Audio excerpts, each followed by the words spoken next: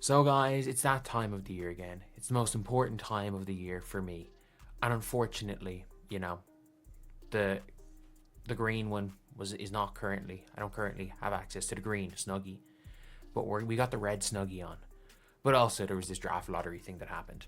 So anyway, the draft lottery happened today with the Sky getting the 5th pick, the Mystics getting the 4th pick, the Storm getting the 3rd pick, the Lynx getting the 2nd pick, and the Dallas Wings getting the 1st pick. Basically, it is the... She said it. The words hung heavy in the air, a direct challenge to one of college basketball's brightest stars. The Analyst's audacious claim wasn't just a comparison, it was a declaration that Paige Bueckers isn't currently on Caitlin Clark's level, at least not in a way that truly matters defensively, needing a specific team-up to merely compete against her. This wasn't an opinion, it felt like a gauntlet thrown down, instantly igniting a firestorm of debate and setting the stage for an inevitable fiery response from Bueckers herself. The WNBA discourse was forever changed. The Storm getting the 3rd pick, the Lynx getting the 2nd pick, and the Dallas Wings getting the 1st pick. Basically, it is the exact order of records. It is the exact order. And I'm going to be honest, this is very, very important for the Dallas Wings because there is a obvious pick because you're not going to be great. Like, it depends. Sorry. There are two ways you go about this. You go and... The controversial claim emerged during a deep dive into the WNBA draft lottery, with the analyst proposing a hypothetical long-term vision, where Paige, even paired with a top-tier prospect like a Wafam, would form a duo merely capable of competing with Caitlin Clark and Angel Reese. This choice of words, compete with rather than surpass or dominate, drew a distinct line, subtly implying that Bueckers individually still faces a significant challenge in matching Clark's all-encompassing offensive impact, requiring a strong partner to even the odds. Going to be great. Like, it depends. Sorry. There are two ways you go about this. You go and either get hot in free agency and get a lot of the top players, and you go and then draft AZ Fudd as this complementary piece. Like, let's just say hypothetically, you manage to use the cap space and convince players we're going UConn. And you manage to convince...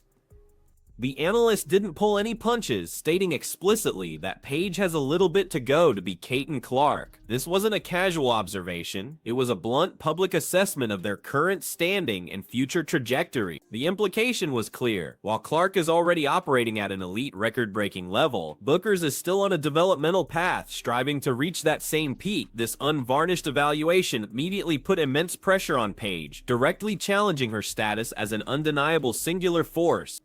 And convince players we're going UConn. And you manage to convince, you just go, you know what, Tina Charles, you come in as our backup. You're going to be our backup center. Fee, Stewie, Azare. We can afford every one of yous. We can afford all three of yous. And then, okay, we're going to draft AZ. We're going to go UConn. We have the ability to go UConn.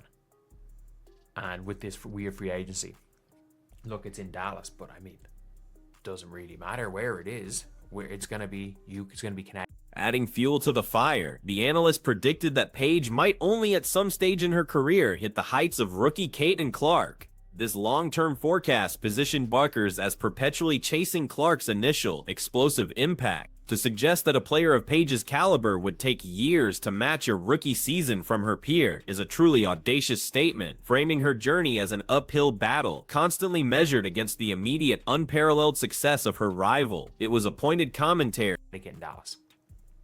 Then you draft AZ. Any scenario where they're trying to build, you take Awafam. And Awafam with Paige Bueckers is going to be like long term, the only guard big combo that can compete with Caitlin Clark and Aaliyah Boston. Long term, that is. Short term, I think Awa still has quite a bit to go to even be Aaliyah Boston. And I think Paige has a little bit to go to be Caitlin Clark.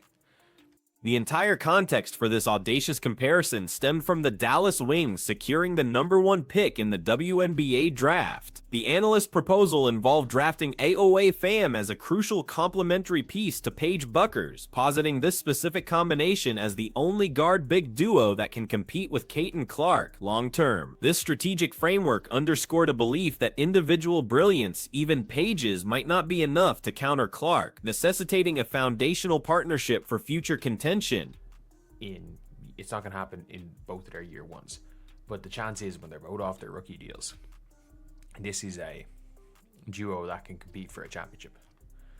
It is. Watch the Wings waste on Lauren Betts if they fuck it. That's the best thing to do. When's the last time a WNBA team? When is the last WNBA team that won a title with a 6'7" center that couldn't move? When was that started? I'm just trying to think of bigs. 2021 Chicago Sky. I know they had Azure on their team. This perspective subtly carried another implication that Paige, despite her immense talent, still requires significant strategic support to truly contend with Clark's game-breaking ability. If a top-tier draft pick is necessary, simply to compete with Clark, what does that say about Paige's solo capacity to dictate games and stifle opponents at the professional level? The Analyst's draft strategy, therefore, served as a nuanced, perhaps even backhanded assessment the unique challenge Clark presents. And it's not like she has the Tiara McCown attitude issues. It's that the game's moved past Lauren Betts. Not only that, she's been so average as a senior. She has been so average. Like, okay, she's 5 for 5 so far today. They're facing Southern. Southern what? I mean this, like, I'm looking at the game. But like everybody being like, oh, Lauren Betts, like, look at her gravity she creates by existing. She is playing Southern. The Analyst's propensity for controversial, direct evaluations wasn't limited to Paige and Caitlin. They also delivered a scathing critique of other highly touted prospects, like Lauren Betts. The assertion that the game's moved past Lauren Betts and her so-average senior year performance highlighted a willingness to deliver brutally honest, often unpopular assessments. This established a pattern of no-holds-barred commentary, making their assessment of Paige and Clark even more impactful and harder to dismiss. Don't, or if you want to go develop a duo with this draft, you draft Awafam, because I'm gonna be honest, there's no center in 2027 that's even close to Awafam. There's no center in 2028 not named Sarah Strong. You're not gonna get the #1 pick again. There's no big that's even close to Awafam in 2028 not named Sarah Strong. There's no big in 2029 from what we've seen so far that's even remotely in the stratosphere of Awafam. And that's what the issue is like, there's not that many modern bigs in women's basketball. You can count them. The bold declaration regarding Lauren Betts, specifically contrasting her with modern bigs, further amplified the Analyst's uncompromising stance on player archetypes. They argued forcefully for agile, versatile centers capable of shooting the 3-ball, outright dismissing traditional post players. This philosophical bedrock explained why Aaliyah Fam, with her projected modern skill set, was seen as the crucial piece needed to complement Paige against Clark, emphasizing a specific progressive vision for roster construction. Ultimately, the Analyst's viewpoint wasn't merely about individual players, it was about the profound evolution of the game itself. They held a firm belief that only a particular blend of talent and modern skills could genuinely challenge the dynamic duos emerging in the league, specifically naming Clark and Libason, likely Angel Reese. This strategic insight framed the Paige versus Caitlin debate within a larger context of team composition, making Paige's individual stopping power an even more critical and scrutinized element.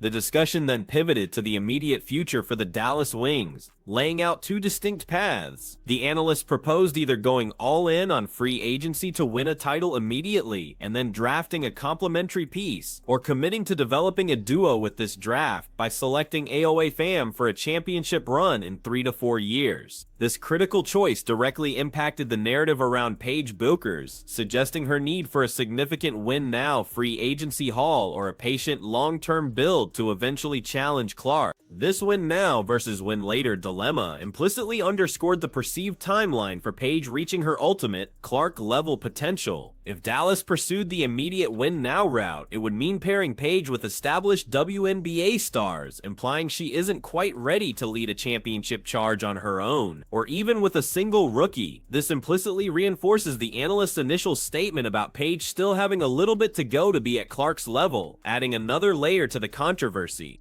The analyst's strong conviction regarding the #1 pick was unequivocal. If the goal is a title in 3 to 4 years, it absolutely must be Aaliyah fam. This firm statement solidified their belief that fame is the ideal long-term partner for Paige, the crucial missing piece that could eventually make the duo formidable enough to confront Clark. It wasn't just about drafting talent, it was about strategically drafting the right talent to specifically counter a looming generational threat from rivals. The analyst highlighted a critical scarcity of other modern bigs in upcoming drafts, making the AOE fam pick even more imperative for Dallas. There's no center in 2027, even close to our farm. There's no center in 2028, not named Sarah Strong. This alarming lack of suitable bigs meant the opportunity to pair Paige with a truly impactful, modern-style center was now, solidifying the idea that this specific draft pick was essential for constructing a team capable of standing toe-to-toe with Clark. Only a handful of true modern bigs were identified by the analyst across the entire WNBA, mentioning players like Aaliyah Boston or AG, alongside some wing big hybrids such as Faye, likely Fayonda Fitzgerald or a European prospect in Malanga. The severe scarcity highlighted the immense value of a player like Awa Pham and the strategic importance of pairing her with Paige Bueckers to create a dynamic counterforce to Clark, suggesting that without such a rare talent, the task would become almost insurmountable. The clear implication for Paige was that her individual brilliance, while undeniable and elite, needed a specific modern-era complement to truly unlock championship potential, especially against the unparalleled force of Caitlin Clark. The analyst's entire draft breakdown, though ostensibly about the Wings, was implicitly a powerful testament to Clark's singular impact, requiring such tailored, long-term team building just to stand a chance. It effectively elevated Clark's threat level, almost inadvertently diminishing Paige's sole capacity to stop her. This narrative subtly shifted the burden of proof onto Paige Bueckers and her future team.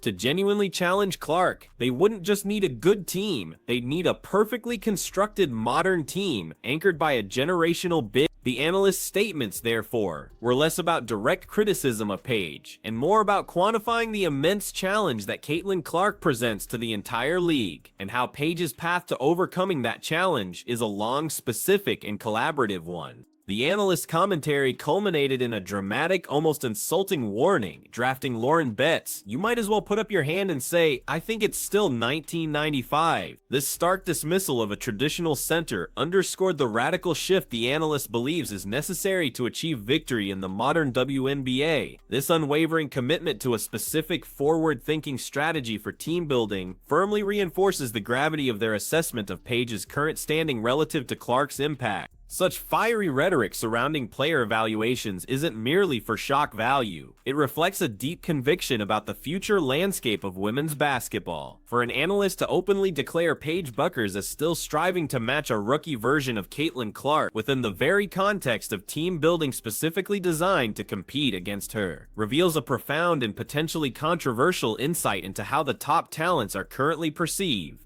It unmistakably positions Clark as the benchmark, the ultimate challenge. This strong assessment strongly suggests that perhaps for all her individual accolades, Paige Bueckers' path to championship contention and to truly stopping Caitlin Clark isn't a solo endeavor. It's a strategic chess match, requiring perfect synergy and a carefully curated roster. The analyst's words, while ostensibly about draft strategy, were ultimately a pointed commentary on the individual and collective efforts needed to contend with the unparalleled force that Clark has become, and the gap that remains for others to close. So the burning question remains, when a prominent analyst makes such a bold, almost provocative claim about Paige Bueckers needing a specific long-term build just to compete with Caitlin Clark, what does that spark within a competitor like Paige? Does it ignite a quiet, steely determination to refine her game and prove them wrong? Or does it become the final spark that makes her truly snap, ready to defy every single doubter and transform those comparisons into fuel for an undeniable dominant run?